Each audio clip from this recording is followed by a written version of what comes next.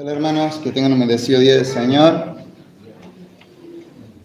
Continuamos con nuestra serie sobre los distintivos bautistas del Evangelio y los distintivos de la Iglesia Bautista. Son temas que tienen que ver no solamente con nuestra identidad como iglesia, sino también explican muchas cosas sobre cómo entendemos el Evangelio y por qué lo predicamos de la forma en que lo predicamos. ¿Por qué vivimos el Evangelio de la forma en que lo vivimos? Y hemos llegado a un distintivo muy particular podríamos decir que es una de esas doctrinas que dividen. ¿Vieron cuando alguien dice no hay que hablar de doctrina porque divide? Bueno, hemos llegado a una doctrina en particular que es una de esas doctrinas que dividen las aguas. Y es que la Iglesia Bautista es una iglesia calvinista. Ya hemos visto hace 2 domingos la primera parte. Vimos acerca de la soberanía de Dios en esta profecía del profeta Jeremías acerca del nuevo pacto que se cumple en Cristo. Y vamos a continuar profundizando en esa soberanía, cómo esta soberanía se aplica en lo que tiene que ver con la redención. Por lo tanto, este distintivo realmente afecta cómo predicamos el Evangelio. Cada uno de los distintivos bautistas de una forma u otra repercute en nuestro entendimiento del Evangelio y por lo tanto en nuestra práctica del evangelismo. Pero este distintivo es el que más repercusiones tiene a la hora de hablar del Evangelio. El Evangelio y este distintivo de la Iglesia Bautista están estrechamente relacionados. La Iglesia Bautista es una iglesia calvinista. Y hoy vamos a hablar puntualmente de lo que son las doctrinas de la gracia, también conocidas como los 5 puntos del calvinismo. Y para entender esto, primero tenemos que pensar en un hecho histórico que ocurre antes de que surjan los bautistas, pero que tuvo grandes repercusiones. Poco más de un siglo después de iniciar la Reforma Protestante, en el año 1618 y 1619, tuvo lugar en Holanda, en la ciudad de Dordrecht, un importante sínodo que reunió a los evangélicos de Alemania, de Suiza, de Inglaterra, de Holanda, de los Países Bajos, que es el sínodo de Dordrecht, comúnmente conocido por la abreviatura de la ciudad que es sínodo de Dort. Fue una asamblea, un sínodo de iglesias reformadas que se reunieron para analizar un documento que se había escrito años antes. Un documento que se conoce como la remonstrancia. Remonstrancia es una palabra que también significa protesta. Resulta que unas décadas antes, en la Universidad de Leiden, en los Países Bajos, un profesor había analizado una corriente teológica que estaba resurgiendo, una antigua herejía que estaba resurgiendo, y se suponía que él tenía que refutarla, pero en el proceso termina volviéndose adepto de esa corriente y le empieza a dar forma. El tema es que a este pastor y profesor y teólogo, cada vez que le preguntan, empiezan a notar que cuando predica tiene algunas afirmaciones un poco extrañas, contrarias a lo que la Iglesia Reformada creía ya, y que estaba muy bien expresado y condensado en lo que era la confesión de fe belga, una confesión que reflejaba o resumía la teología reformada clásica. Después todos notaban que este hombre era muy habilidoso para demostrar que él era bastante ortodoxo, pero aún así había testimonios de que en ciertas situaciones más privadas él expresaba otras creencias. Hasta que finalmente él hace pública su postura y inicia este grupo que recibe su nombre. Se trata de Jacobo Arminio y los discípulos de él eran los arminianos.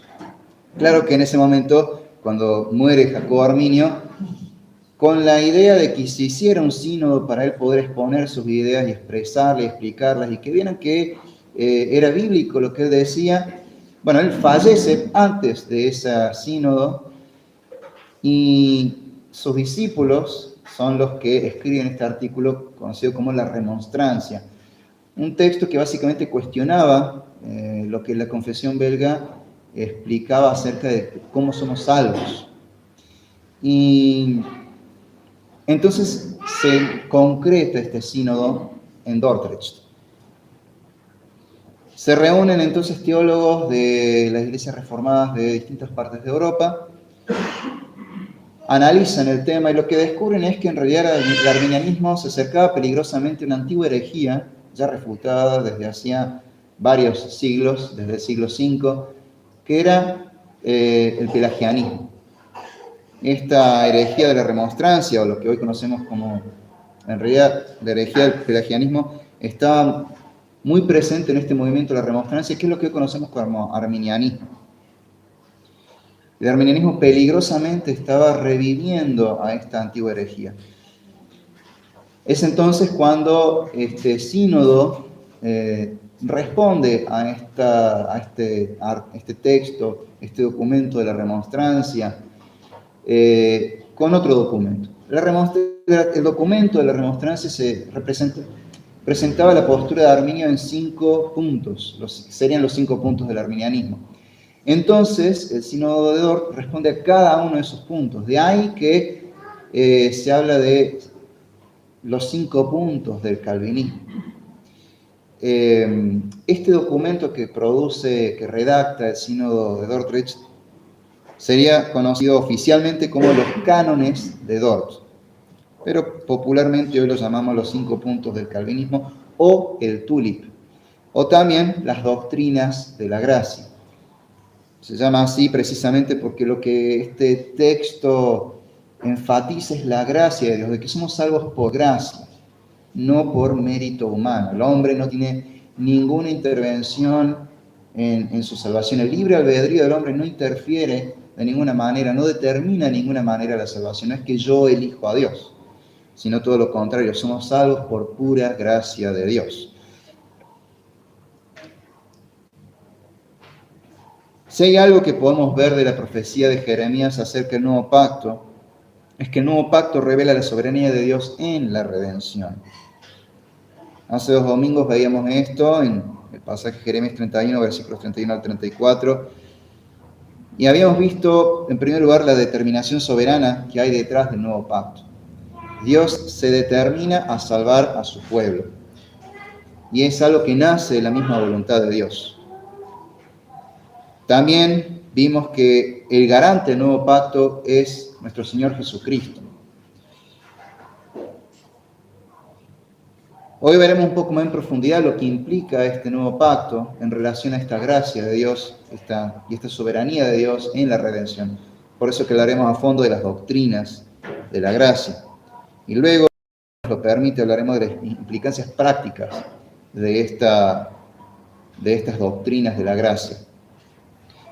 Entonces vamos primero a nuestro texto en Jeremías capítulo 31, versículos 31 a 34, para recordar esta profecía y poder ahondar en ella.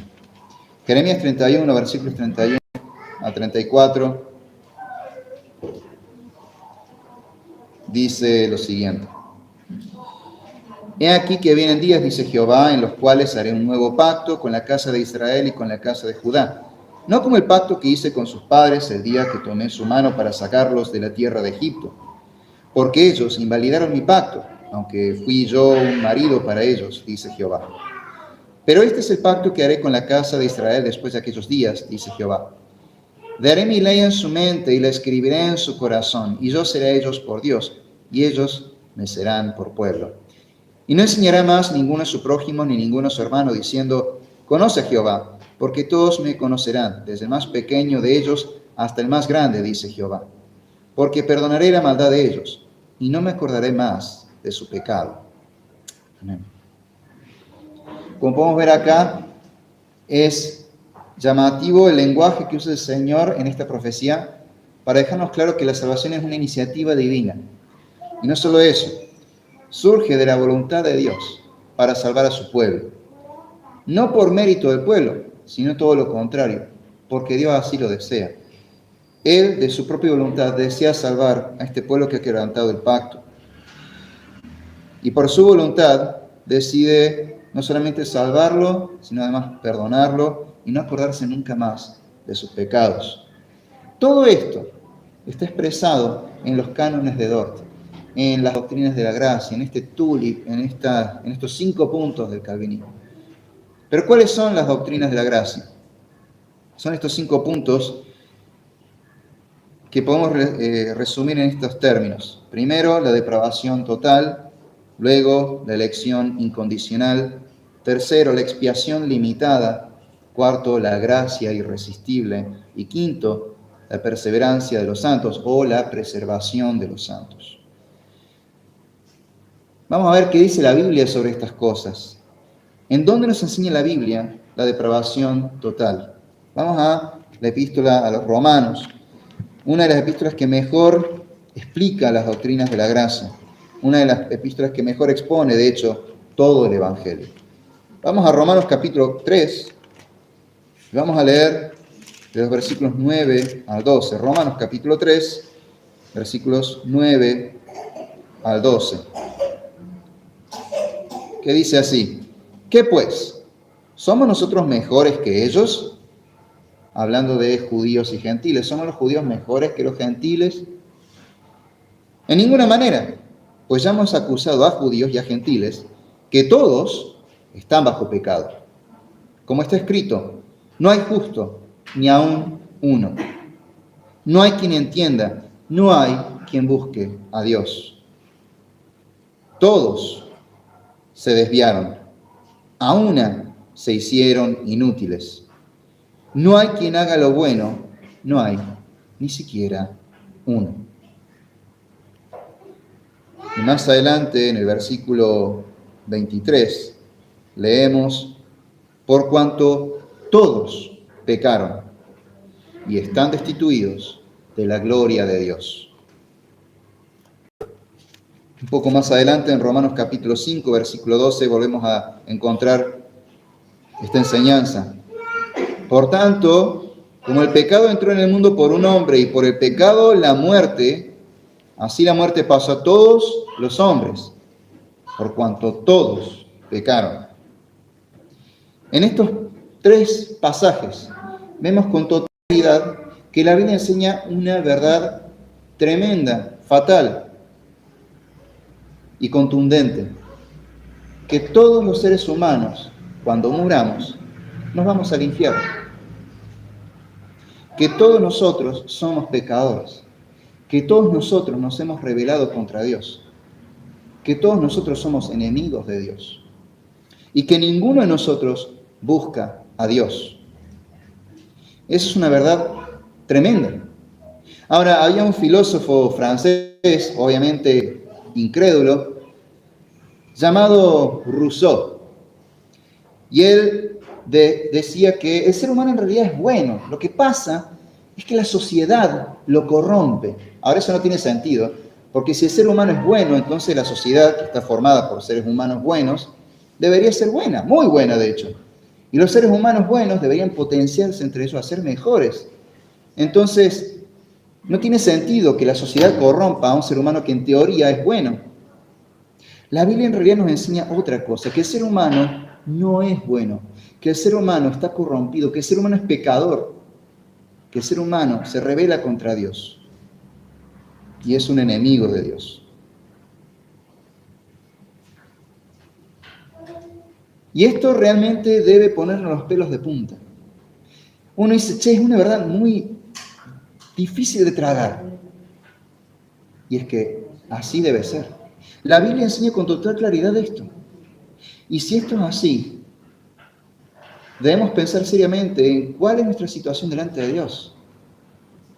Delante de Dios somos pecadores, somos rebeldes, somos sus enemigos. Esa es nuestra realidad. La realidad bíblica, lo que Dios enseña con total claridad en estos pasajes, en su palabra, es que en nosotros no hay nada bueno. No hay bueno, quiero buscar a Dios, yo deseo a Dios, yo quiero hacer el bien, yo soy bueno, no soy tan malo. La verdad es que yo no le deseo el mal a nadie. La verdad es que todos nosotros somos pecadores. Quizás algunos en mayor grado, otros en menor grado, pero todos, absolutamente todos somos pecadores. Y eso implica que estamos todos condenados. Como dice tanto el capítulo 3 como el capítulo 5, pero especialmente el capítulo 3, versículo 23, porque somos todos pecadores. Todos estamos destituidos de la gloria de Dios. Todos estamos separados del Señor. Y ninguno puede llegar a tener esta comunión, este encuentro con Dios en la gloria. Ahora, no solamente se trata de que Adán pecó e introdujo el pecado, sino que de hecho todos hemos pecado. Y estos pasajes lo dicen muy claramente, por cuanto todos hemos pecado.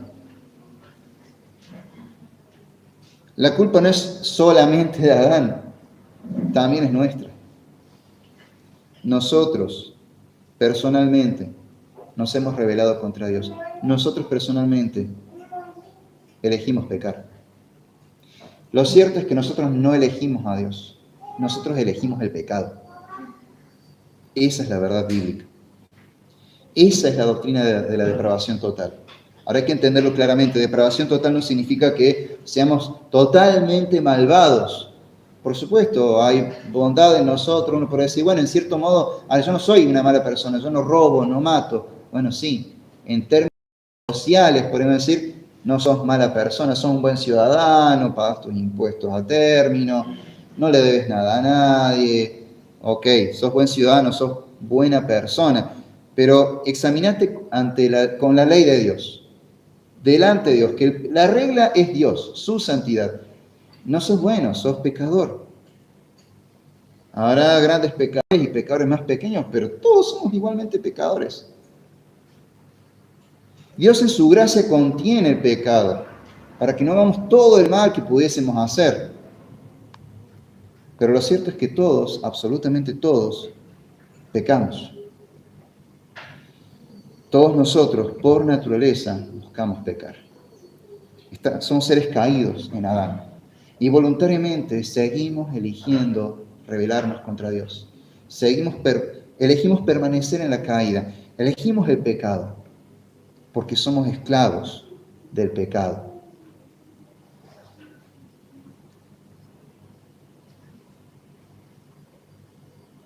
Y porque deseamos el pecado.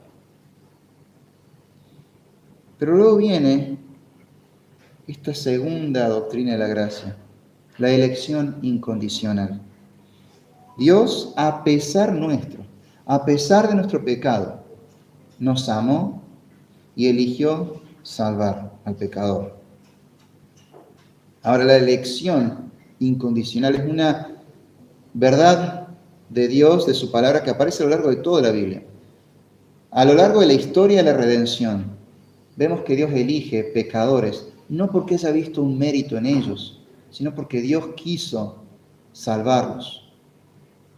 Vamos, por ejemplo, al libro de Deuteronomio, capítulo 7, versículos 6 al 8. Deuteronomio, capítulo 7, versículos 6 al 8.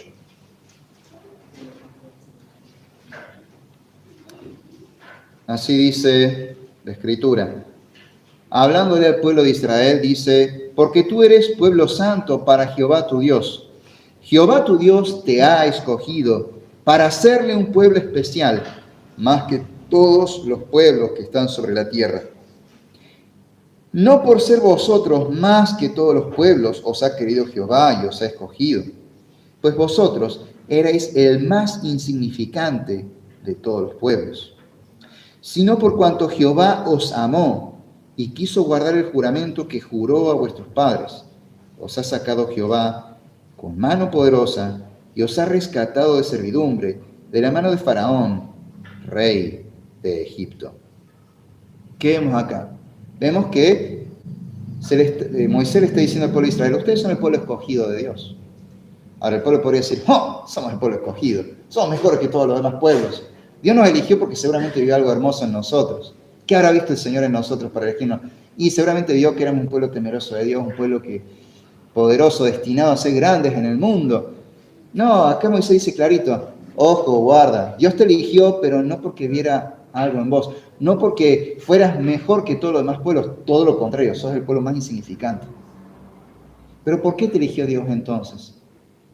Si no eres el mejor pueblo de todos. Muy simple, porque Dios los amó. Y porque Dios quiso guardar el juramento que había jurado a los patriarcas Abraham, Isaac, Jacob y sus 12 hijos, los 12 patriarcas de las 12 tribus. Es decir, como más adelante lo vemos en las Escrituras, Dios amó al pecador porque quiso. Y de su propia voluntad no solamente quiso amarlo, sino que quiso salvarlo. Y además prometió hacerlo. Y porque Dios es fiel, cumple con sus promesas. Por amor a sí mismo, por su propia gloria, porque Él es fiel, porque su carácter lo lleva a esto, porque Él es amor y es fiel. Por eso Dios pasó por alto nuestra ignorancia y quiso salvar a los que escogió.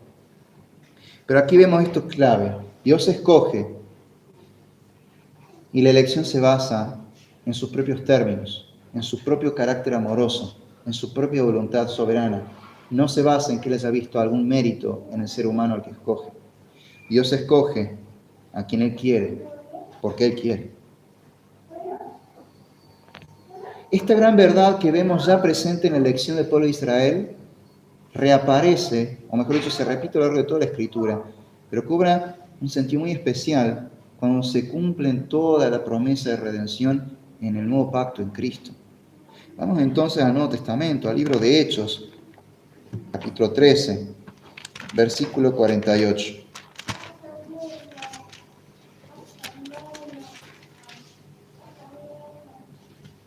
Hechos capítulo 13, versículo 48. Acá vemos cómo se expande el Evangelio en sus primeras décadas, cómo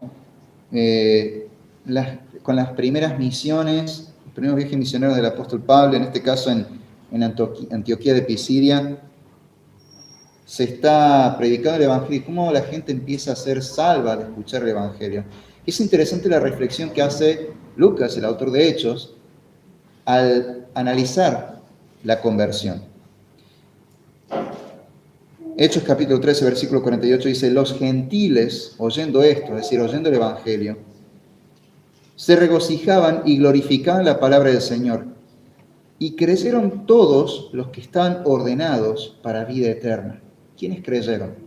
Los que estaban ordenados para vida eterna. Es decir, aquellos que Dios ya había escogido desde antes de la fundación del mundo. Aquellos que Dios ya había decretado que algún día, al escuchar el Evangelio, se convertirían a Cristo. Ellos creyeron, los que estaban ordenados para vida eterna.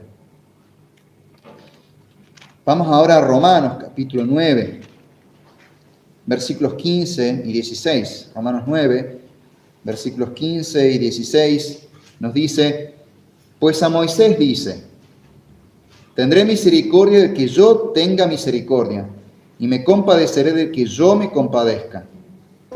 Así que no depende del que quiere ni del que corre, sino de Dios, que tiene misericordia. ¿De qué depende de nuestra salvación? ¿De mí? ¿De mis méritos? ¿De alguna bondad en mí? ¿De algún buen deseo en mí? No, depende de Dios, que es el que tiene misericordia.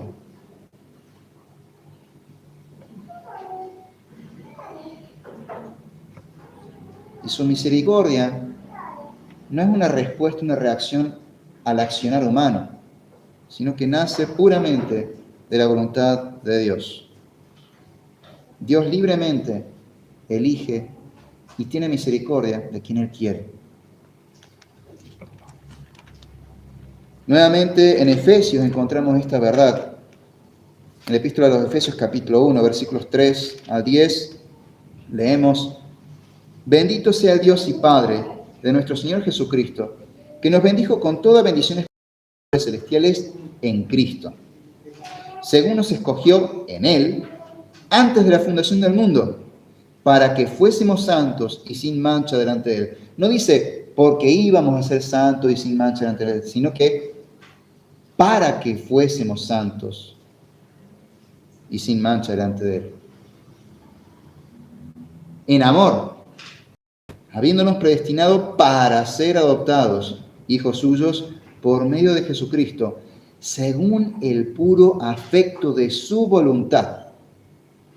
Es decir, porque Dios quiso tener misericordia, para la alabanza de la gloria de su gracia, con la cual nos hizo aceptos en el amado, en quien tenemos redención por su sangre, el perdón de pecados, según las riquezas de su gracia, que hizo sobreabundar para con nosotros en toda sabiduría e inteligencia, dándonos a conocer el misterio de su voluntad, según su beneplácito, el cual se había propuesto en sí mismo, de reunir todas las cosas en Cristo, en la dispensación del cumplimiento de los tiempos, así las que están en los cielos como las que están en la tierra. En otras palabras, Dios, de su pura voluntad, de su puro amor, Él quiso compadecerse y nos eligió en Cristo para que fuésemos salvos y santificados en Cristo. La elección, por lo tanto, es incondicional. Dios nos eligió no en base a una condición que hubiésemos cumplido nosotros, sino porque Él soberanamente y misericordiosamente así lo deseó. Y por último, en 2 Timoteo capítulo 1, versículo 9, encontramos la misma idea expresada con claridad. 2 Timoteo capítulo 1, versículo 9 dice, hablando de Jesucristo, quien nos salvó y llamó con llamamiento santo, no conforme a nuestras obras, sino según el propósito suyo y la gracia que nos fue dada en Cristo Jesús antes de los tiempos de los siglos. Amén. Es decir, Dios nos eligió porque Él quiso, porque Él deseó compadecerse de nosotros. Y a los que Él eligió, Él salvó. Esto es lo mismo que expresa el profeta Jeremías en el capítulo 31, versículos 31 a 34, cuando él expresa que él va a hacer un nuevo pacto con su pueblo, a pesar de que el pueblo ya ha quebrantado el antiguo pacto. Dios está en todo su derecho de aplicar los términos y condiciones del antiguo pacto y decir, voy a mandarles una maldición tras otra. Y simplemente me desentiendo de ustedes. Sin embargo, en su misericordia, porque Él es amor, quiso salvar a este pueblo que Él había escogido. Y estableció hacer un nuevo pacto. Ese nuevo pacto se cumple en Cristo cuando Él da la vida por su pueblo en la cruz.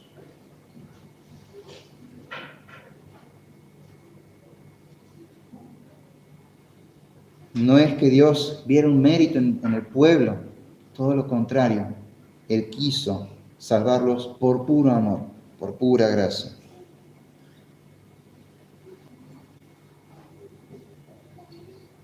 Ahora, algo que es muy claro en esto también es que esta salvación va dirigida especialmente a los escogidos. Esto es de lo que trata la expiación limitada o la expiación definida, que el Señor murió por su pueblo. Y esto lo enseña la Biblia. A empezar en esta misma profecía de Jeremías acerca del nuevo pacto. Volvamos entonces a Jeremías 31, versículos 31 y vamos a leer también el versículo 33.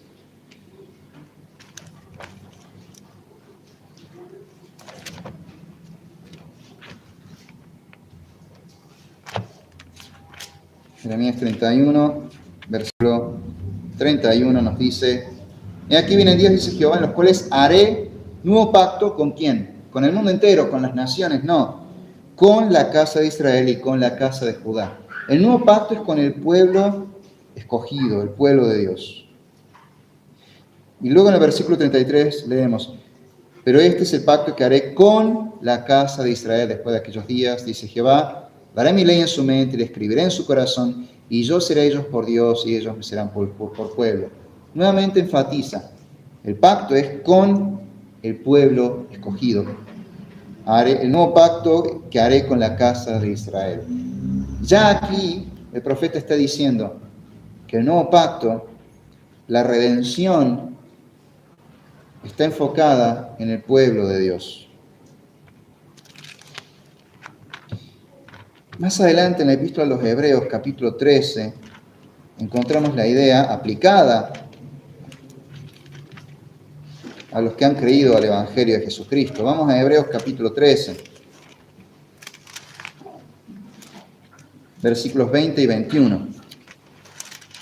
Hebreos 13, versículos 20 al 21 dice: y el Dios de paz que resucitó de los muertos a nuestro Señor Jesucristo, el gran pastor de las ovejas, por la sangre del pacto eterno, os haga aptos en toda obra buena, para que hagáis su voluntad, haciendo Él en vosotros lo que es agradable delante de Él por Jesucristo, al cual sea la gloria por los siglos de los siglos. Amén.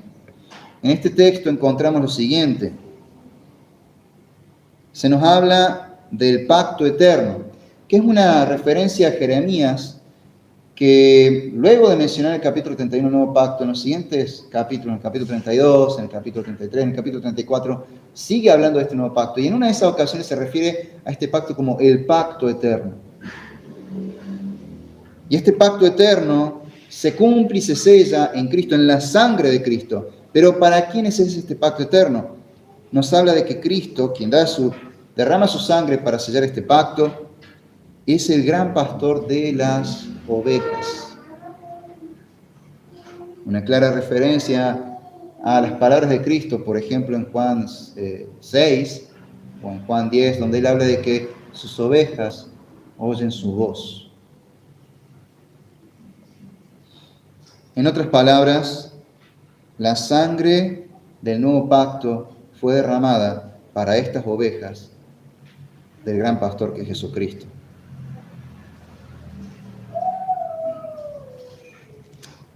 De todos modos, hay pasajes más claros todavía donde Cristo mismo dice que su salvación no es para todos, aunque sí para muchos.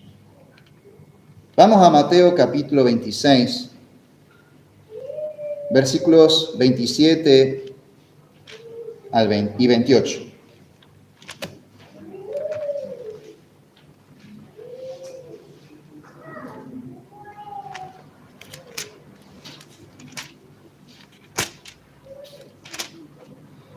Mateo 26, versículos 27 y 28, en la Santa Cena, el Señor usa una frase muy peculiar al expresar por quién era derramada la sangre.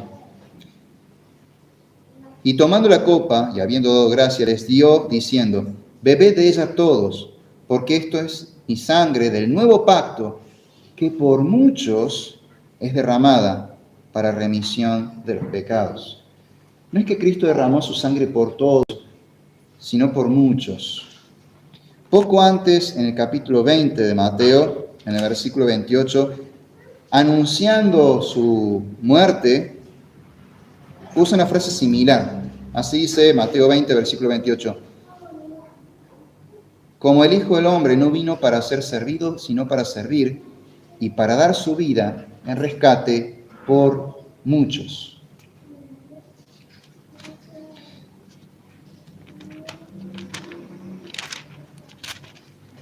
Ahora, ocurre algo interesante en la última cena. Ya hemos leído este pasaje de Mateo 26, pero su paralelo en Lucas 22,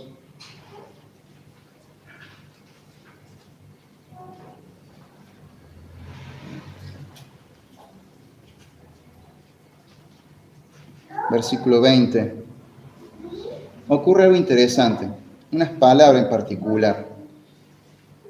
Dice así Jesús cuando está ofreciendo la Santa Cena: de igual manera, después que hubo cenado, tomó la copa diciendo: esta copa es el nuevo pacto en mi sangre, que por vosotros se derrama.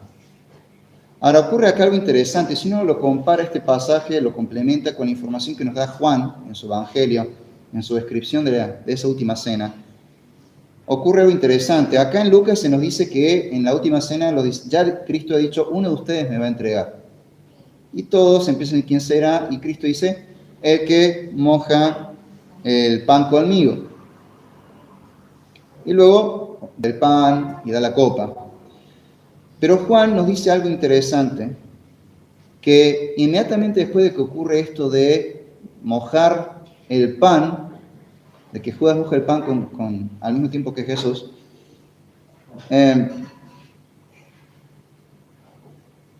Judas de inmediato se va, no se queda al resto de la cena. Él se va. Y dice la Escritura en Juan que en ese momento Satanás entró en Judas. Y entonces Judas va y entrega a Jesús. Judas no participó del momento en que se reparte el pan y el vino.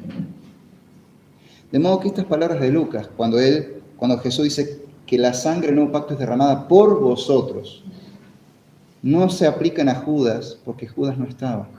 Se está aplicando a los 11 que se quedaron, los 11 apóstoles, que sí fueron creyentes. Judas ya no creía que Jesús fuera el Mesías y por eso lo entregó y se fue. Y en el momento en que el Señor da el pan y el vino y les dice, esta copa es la sangre del nuevo pacto que se derrama por vosotros, se lo está diciendo solamente a los creyentes. De ahí hay una aplicación práctica muy obvia. ¿Quiénes participan de la Santa Cena? Solamente cristianos bautizados. Pero hay algo más. La salvación es para los escogidos.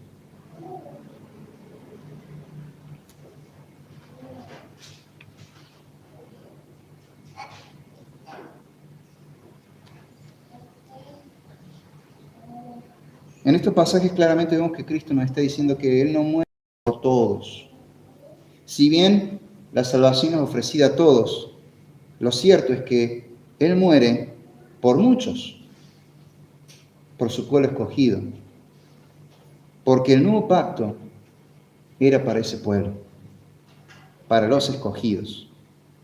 Por eso, en Hechos, cada vez que había salvación, esta reflexión, como ya leímos antes, ¿qué hace Lucas?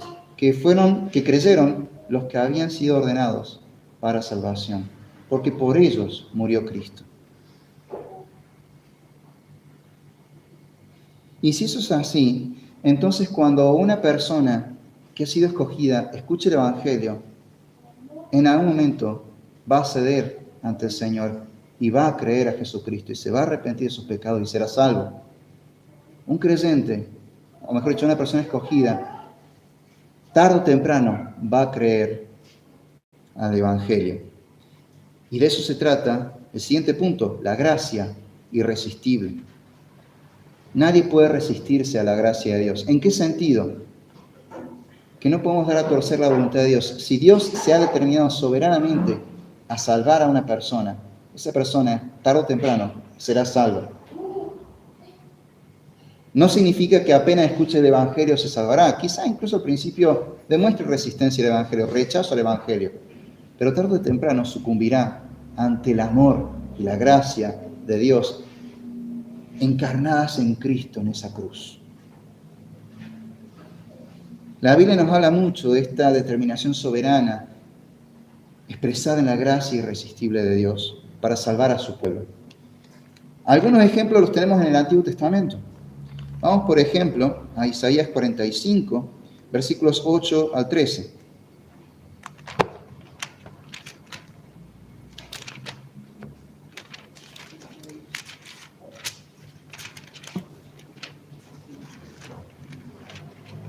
Isaías 45, versículos 8 al 13, dice, rociad cielos de arriba y las nubes, destilen la justicia, ábrase la tierra y prodúzcase la salvación y la justicia.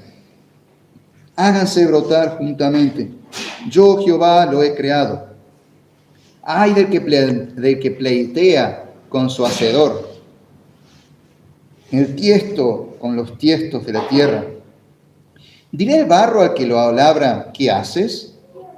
¿O tu obra no tienes manos? Ay del que dice al padre, ¿por qué engendraste? Y a la mujer, ¿por qué diste a luz? Así dice Jehová, el Santo de Israel, su formador. Preguntadme de las cosas por venir. Mandadme acerca de mis hijos y acerca de la obra de mis manos. Yo hice la tierra y creé sobre ella al hombre. Yo, mis manos, extendieron los cielos, y a todo su ejército mandé. Yo lo desperté en justicia, y enderezaré todos sus caminos. Él edificará mi ciudad y soltará mis cautivos, no por precio ni por dones, dice Jehová de los ejércitos. Aquí el Señor está expresando que Él es el creador, y como creador, Él determina cómo va a ser creado y cómo va a funcionar el mundo. Pero así como es el creador soberano sobre su creación, también es el salvador soberano sobre su creación. Al pueblo que Él decide salvar, el pueblo mismo ese no puede cuestionar su salvación. No puede resistir a ser salvado. Por el contrario, aquel a quien Dios enviare para redimir al pueblo, al Mesías, Él cumplirá esta voluntad de Dios de salvar a quienes Él ha amado y ha determinado salvar. Algo parecido encontramos en Isaías, pero antes, unos capítulos antes, en el capítulo 14, en los versículos 24 al 27, donde se nos habla de la salvación en términos terrenales. Dios promete salvar a Israel del ataque de los asirios. Y de nuevo vemos esta determinación soberana de Dios para salvar. Una determinación que nadie puede resistir ni contrariar.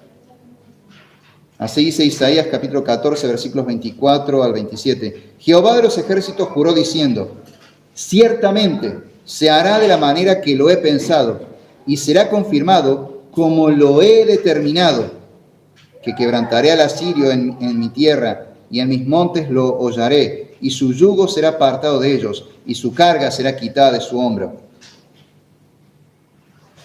Este es el consejo que está acordado sobre toda la tierra, y esta, la mano extendida sobre todas las naciones, porque Jehová de los ejércitos lo ha determinado. ¿Y quién lo impedirá? Y su mano extendida, ¿quién la hará retroceder? Cuando Dios se determina a salvar a su pueblo, Él lo hace. No hay ningún factor que pueda evitarlo. No hay nada que pueda interferir y evitar que Dios salve a quien Él quiere salvar. Lo mismo vemos en el libro de Números, capítulo 23, versículo 19. Cuando Balac, rey de Moab, quiso maldecir al pueblo de Israel y contrató a un falso profeta, a un hechicero, Balaam. Pero Balaam solo pudo bendecir al pueblo porque nadie podía ir en contra de lo que Dios había determinado. A quien Dios había bendecido, nadie lo podía maldecir.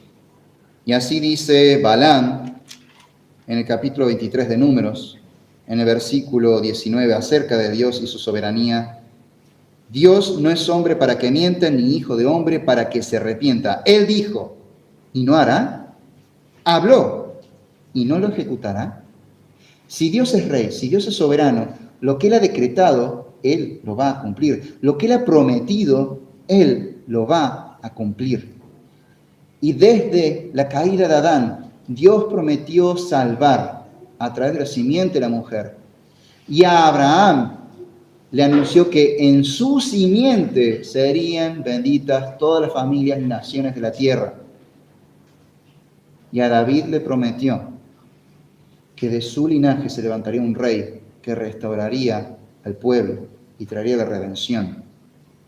Dios determinó salvar por medio de Cristo a quienes Él ha escogido. No hay nada que pueda evitar que Él salve a sus escogidos. Por último, Romanos capítulo 9, versículos 17 al 29, un poco largo el pasaje, pero necesario leerlo.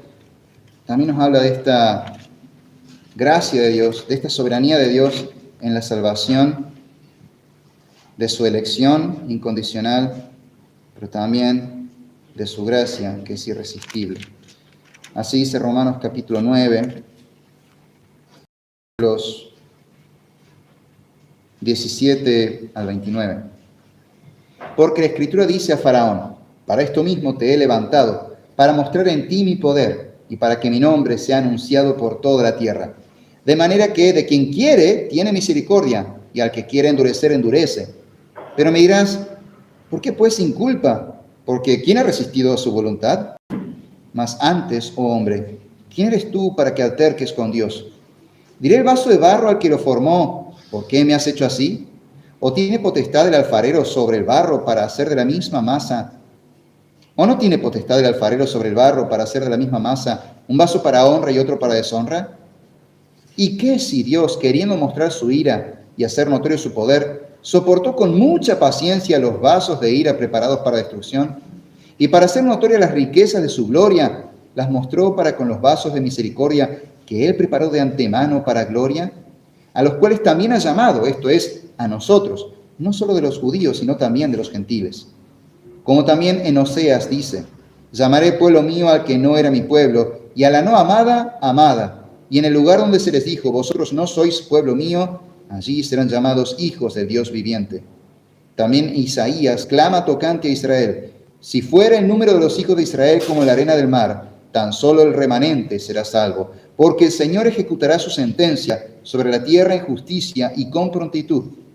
Y como antes dijo Isaías, si el Señor de los ejércitos no nos hubiera dejado descendencia, como Sodoma habríamos venido a ser, y a Gomorra seríamos semejantes. Por un lado nos dice algo que es muy natural que surge en nuestra mente. Si Dios elige salvar a unos, entonces, ¿qué culpa tengo yo si no soy salvo? Pero lo que bien expresa Romanos es que todos elegimos pecar. El problema no es que Dios no te haya elegido para salvación, el problema es que vos elegiste el pecado.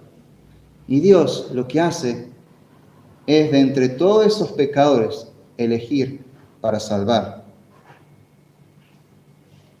No es que Dios elige a unos para salvación y elige a otros para condenación. Si lo pusiésemos de cierta manera, es como si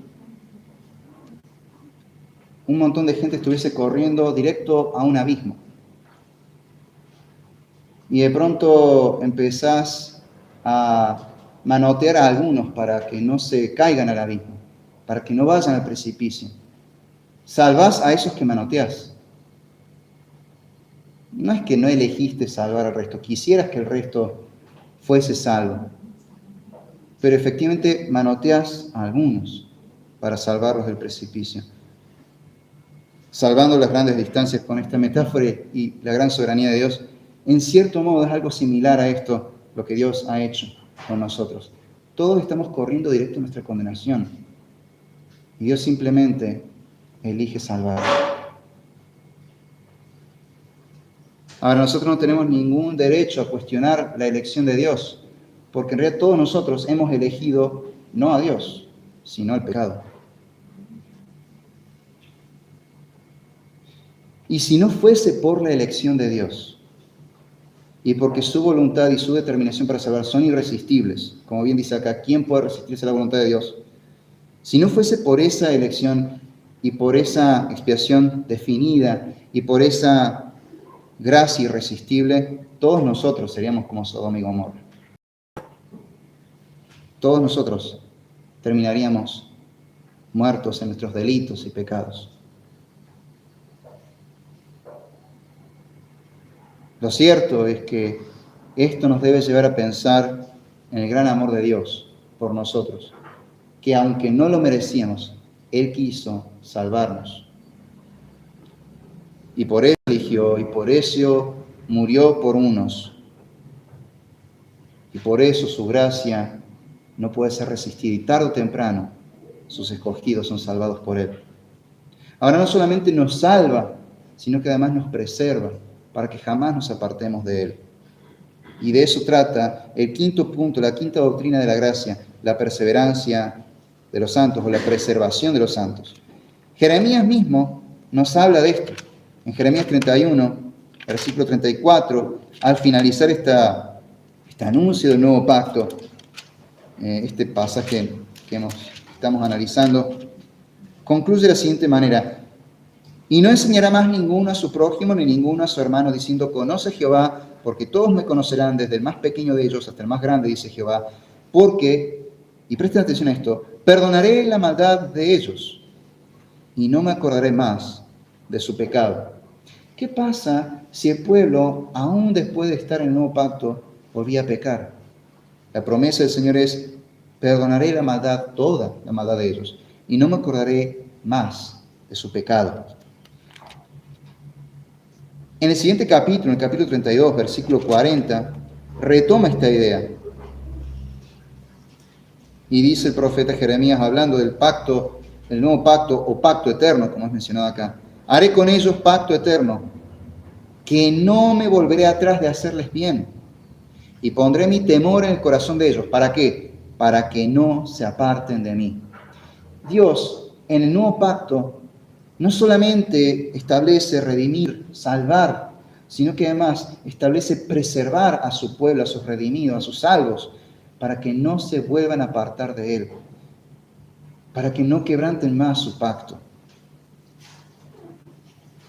No solamente promete no acordarse más de sus pecados y perdonar todos sus pecados, como vimos en el capítulo 31, versículo 34, sino que además en este capítulo 32, versículo 40, leemos que Dios se determina a no dejar de hacernos bien y a inculcar en nosotros el temor reverente de Dios para que jamás nos volvamos a apartar de Él. Y es con esto en mente que Jesús, en Juan capítulo 6, versículos 37 al 40, nos habla de la seguridad de nuestra salvación. Juan capítulo 6, versículos 37 al 40 dice, todo lo que el Padre me da vendrá a mí, y al que a mí viene no le echo fuera, porque he descendido del cielo, no para hacer mi voluntad, sino la voluntad del que me envió. Y esta es la voluntad del Padre, el que me envió, que de todo lo que me diere, no pierda yo nada, sino que lo resucite en el día postrero. Y esta es la voluntad del que me ha enviado, que todo aquel que ve al Hijo y cree en Él, tenga vida eterna, y yo le resucitaré en el día postrero.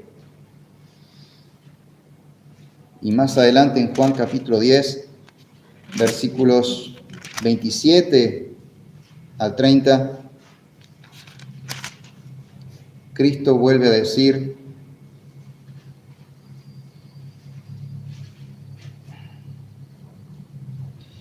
mis ovejas oyen mi voz y yo las conozco y me siguen. Yo les doy vida eterna y no perecerán jamás, ni nadie las arrebatará de mi mano. Mi Padre que me las dio es mayor que todos y nadie las puede arrebatar de la mano de mi Padre. Yo y el Padre, uno somos. Se determinó a salvar a su pueblo escogido y no solamente se determinó a salvarlo, sino se determinó también a preservarlo y a santificarlo y a glorificarlo.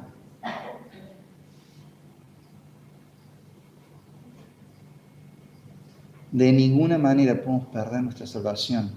De ninguna manera un auténtico cristiano se puede apartar para siempre del Señor. Eso no significa que un cristiano no pueda pecar. Significa que un cristiano cuando peca se arrepentirá y se volverá al Señor de todo corazón. Porque el Señor ha inculcado en él el temor reverente a Dios para que no se vuelva a apartar de Él. Y porque está en las manos del Padre y del Hijo y nadie puede arrebatarnos de sus manos.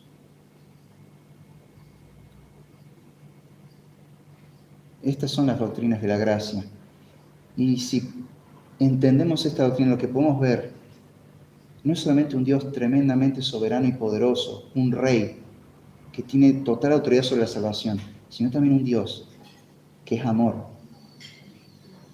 y que nos amó aunque no lo merecíamos y que nos escogió aunque no había mérito en nosotros y que se determinó a salvarnos aunque nos resistiéramos y que además nos promete y nos asegura una salvación firme, eterna y nunca jamás perderemos nuestra salvación.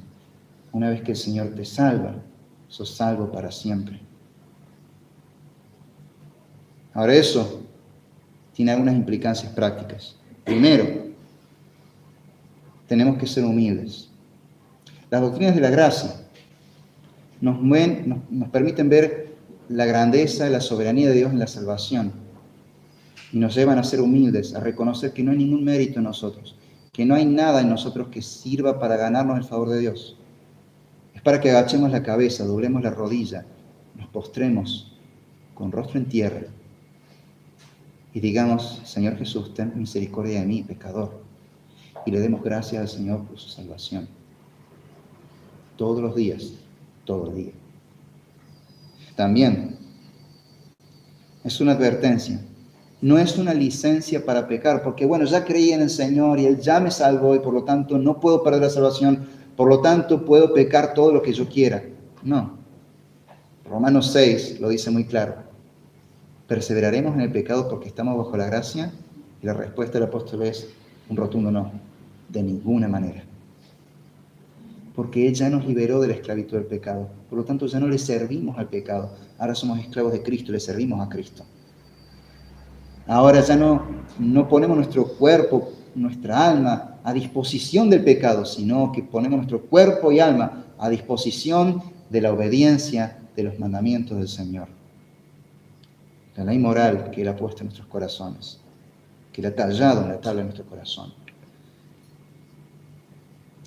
El hecho de que Dios preserve a sus santos no es una licencia para que pequemos libremente. Es un llamado a vivir en santidad, en compromiso, en una relación de pacto, a vivir para la gloria de Dios, a responder al amor de Dios con amor. Y ese amor a Dios se refleja en la obediencia a su palabra.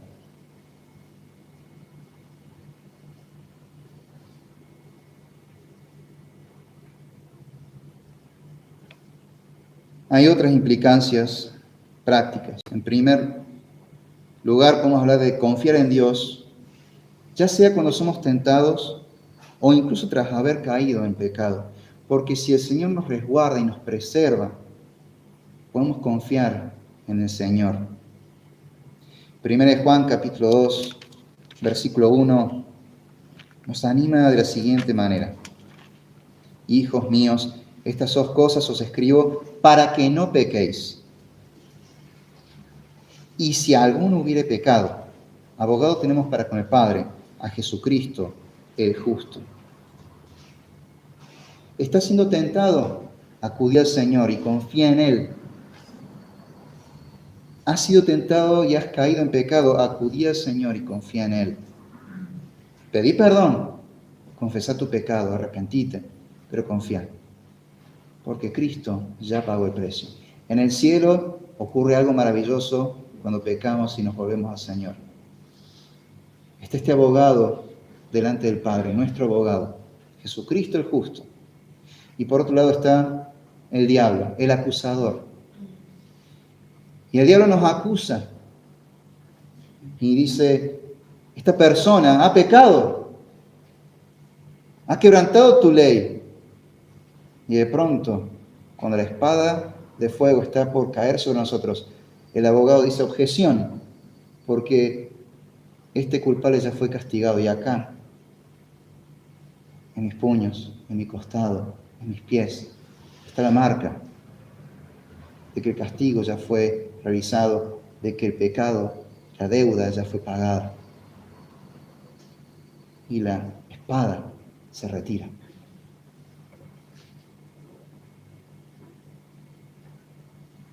No hay pecado tan grande que el Señor no pueda limpiar, que Dios no pueda perdonar. Y no hay un límite para su gracia. Donde el pecado abundó, sobreabundó la gracia, dice Romanos. No es licencia para pecar, más bien es una palabra de aliento para que confiemos en el amor, la misericordia, la gracia de Dios. Tenemos también la seguridad de salvación al saber de que Dios preserva a su pueblo, a los que Él ha escogido salvar. 1 Juan, capítulo 5, versículo 13, justamente nos dice eso.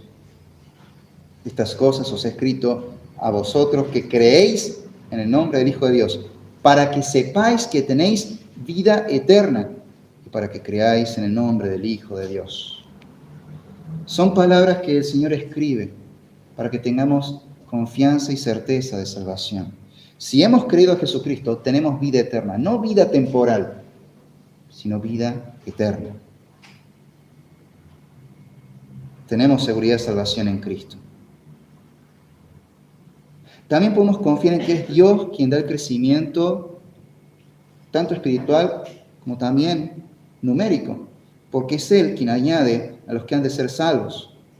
Como ya leímos en Hechos 13, donde dice que creían los que eran ordenados para vida eterna. Pero además hay otro pasaje en Hechos muy interesante donde se nos habla cómo Dios es quien trae a los que han de ser salvos. Hechos capítulo 2, versículos 44, 47. Tenemos esta descripción hermosa de la primera iglesia, la iglesia en Jerusalén. Y dice, Hechos 2, 44 y 47. Todos los que habían creído estaban juntos y tenían en común todas las cosas, que vendían sus propiedades y sus bienes y los repartían a todos según la necesidad de cada uno. Y perseverando unánimes cada día en el templo y partiendo el pan en las casas, comían juntos con alegría y sencillez de corazón, alabando a Dios y teniendo favor con todo el pueblo. Y el Señor añadía cada día a la iglesia a los que habían de ser salvos. Esto nos lleva a otra aplicación práctica. Queremos huir del pragmatismo o del utilitarismo y todas estas filosofías mundanas que nos influyen en la iglesia. Son herejías.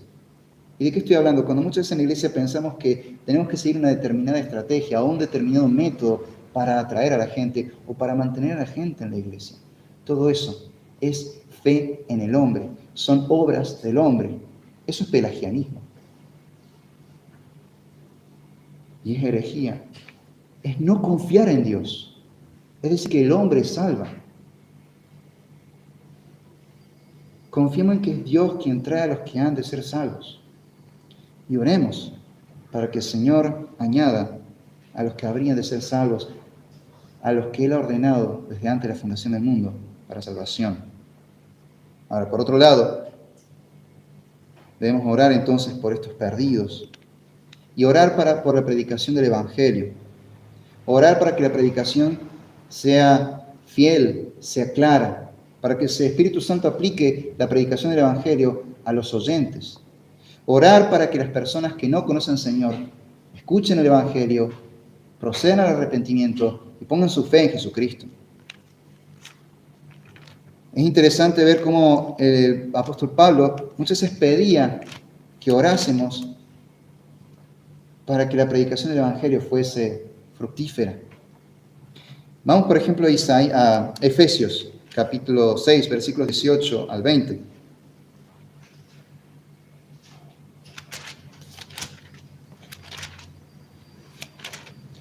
Efesios 6, versículos 18 al 20. Orando en todo tiempo, con toda oración y súplica en el Espíritu, y velando en ello, con toda perseverancia y súplica por todos los santos, y por mí, a fin de que al abrir mi boca me sea dada palabra para dar a conocer con denuedo el misterio del Evangelio, por el cual soy embajador en cadenas, que con denuedo hable de él como debo hablar. Y 1 Timoteo, capítulo 2, versículos 1 al 4. Exhorto ante todo a que se hagan rogativas, oraciones, peticiones y acciones de gracias por todos los hombres, por los reyes y por todos los que están en eminencia, para que vivamos quietos y reposadamente en toda piedad y honestidad, porque esto es bueno y agradable delante de Dios nuestro Salvador, el cual quiere que todos los hombres sean salvos y vengan al conocimiento de la verdad. En otras palabras, Dios desea que haya salvación para todos. Él no quiere que el pecador se pierda, Él quiere que el pecador se arrepienta. Serán salvos aquellos que Él ha escogido, pero el deseo de Dios es que se pudieran salvar todos. Y nos exhorta a orar por la salvación de todos. No sabemos quiénes van a creer, solo Dios lo sabe. Pero Dios nos dice, oren por la salvación de los perdidos. También debemos recordar que aunque Dios es soberano en la salvación, Él nos ha permitido ser parte de esta obra de redención de manera muy particular. Nos ha dado la gran comisión y es una orden. Cuando en Mateo 28, versículos 18 al 20, se nos da la gran comisión, Cristo arranca diciendo: toda potestad me es dada en el cielo y en la tierra. Por tanto, id y haced discípulos. Cristo, al ser Rey y soberano, nos da una orden: vayan y prediquen. Prediquen el Evangelio. Hagan discípulos. La gran comisión es nuestra responsabilidad. Aunque Dios es soberano y Él escogió a los que han de ser salvos, eso no nos exime a nosotros de nuestro deber dado por Dios de predicar el Evangelio y hacer discípulos. Y esto nos lleva a pensar en la libre oferta del Evangelio, en la predicación y el evangelismo. No sabemos quiénes van a ser salvos, pero tenemos que predicar a todos y llamarlos al arrepentimiento. La iglesia es una embajada del reino y su misión es clamar al mundo para que se arrepienta y se reconcilie con Dios. Vamos entonces al último pasaje que leeremos hoy. 2 Corintios capítulo 5, versículos 18 al 21. 2 Corintios capítulo 5, versículos 18 al 21. Y todo esto proviene de Dios, quien nos reconcilió consigo mismo por Cristo y nos dio el ministerio de la reconciliación. Que Dios estaba en Cristo reconciliando consigo al mundo, no tomándoles en cuenta a los hombres sus pecados, y nos encargó a nosotros la palabra de la reconciliación. Así que somos embajadores en nombre de Cristo, como si Dios rogase por medio de nosotros. Os rogamos en nombre de Cristo, reconciliaos con Dios. Al que no conoció pecado, por nosotros lo hizo pecado, para que nosotros fuésemos hechos justicia de Dios en él. Otra versión lo traduce de este último versículo como: al que jamás cometió pecado, Dios lo trató como pecador, para que nosotros pudiésemos estar en la relación correcta con Dios. Ahora, claramente dice que todo esto procede de Dios, la salvación es de Dios, pero Él nos usa a nosotros como instrumento para su gloria, para que proclamemos el Evangelio, para que anunciemos a Cristo. Y le digamos al mundo, como rogándoles: reconcíliense con Dios. Ese es nuestro deber. No descuidemos el evangelismo. Iglesia, prediquemos el evangelio acá en la iglesia, prediquemos el evangelio en la calle, en casa, en el trabajo. Prediquemos el evangelio a nuestros amigos, familiares, vecinos, conocidos, desconocidos. Prediquémosles el evangelio e invitémoslos a la iglesia para que escuchen el evangelio. Cumplamos con la gran comisión, porque Cristo, el soberano, nos lo ha ordenado. Ahora, la soberanía de Dios en el nuevo pacto y en la salvación tiene implicancias también en otro aspecto de la vida de la iglesia, que es la adoración, el servicio de adoración de la iglesia. Eso tiene que ver con el próximo distintivo de la Iglesia Bautista, que es el principio regulador de la adoración y de la iglesia. Vemos entonces que la soberanía de Dios es una doctrina fundamental para los bautistas, que tiene implicancias enormes en nuestra vida, en relación con el Señor, en nuestra salvación. Y más adelante veremos cómo esta soberanía también tiene implicancias en la vida de la iglesia como tal. Pero por lo pronto, habiendo visto las doctrinas de la gracia, debemos pensar en estas doctrinas con el corazón con el cual fueron escritos los cánones de Dort. Cuando se redactaron esos cánones de Dort en el sínodo, lo hicieron en la introducción. Hay una declaración de un propósito. ¿Por qué o con qué fin se redactaban estas declaraciones? No era solamente para refutar los errores del arminianismo, que estaban de alguna forma reviviendo una forma moderna de pelagianismo, esta antigua herejía ya condenada por la Iglesia miles de años antes, sino que además el otro propósito era poder brindarle a los creyentes una palabra de aliento. Las doctrinas de la gracia exaltan el amor de Dios, y eso es para nosotros motivo de gozo, de paz, de gratitud y de humildad. El motivo era que pudiésemos reflexionar en el Evangelio y agradecer al Señor con ese mismo corazón. Que así sea nuestro corazón al pensar en el Evangelio y al pensar en las doctrinas de la gracia y al estudiarlas con mayor profundidad. Oremos. Señor, con humildad venimos ante ti para darte gracias por tu salvación. Y queremos pedirte que pongas en nosotros, que llenes nuestro corazón de amor y gratitud para contigo, para que respondamos a tu gran amor con que nos amaste primero, para que respondamos con ese amor con amor y obediencia a ti, Señor, a tu palabra, a tus mandamientos que tallaste en la tabla de nuestro corazón.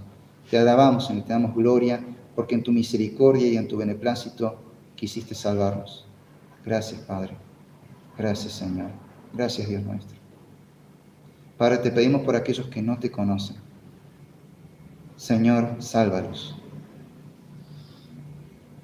Llévanos a predicar tu evangelio fielmente, con valor, con denuedo, con valentía y con claridad, para que todos escuchen acerca de Cristo, que proclamemos a Cristo, que anunciemos la salvación y el perdón de pecados por medio de Jesucristo. Y Señor, aquellos que tú has escogido y ordenado para vida eterna, que procedan al arrepentimiento, te pedimos que les concedas el arrepentimiento y la fe en Jesucristo.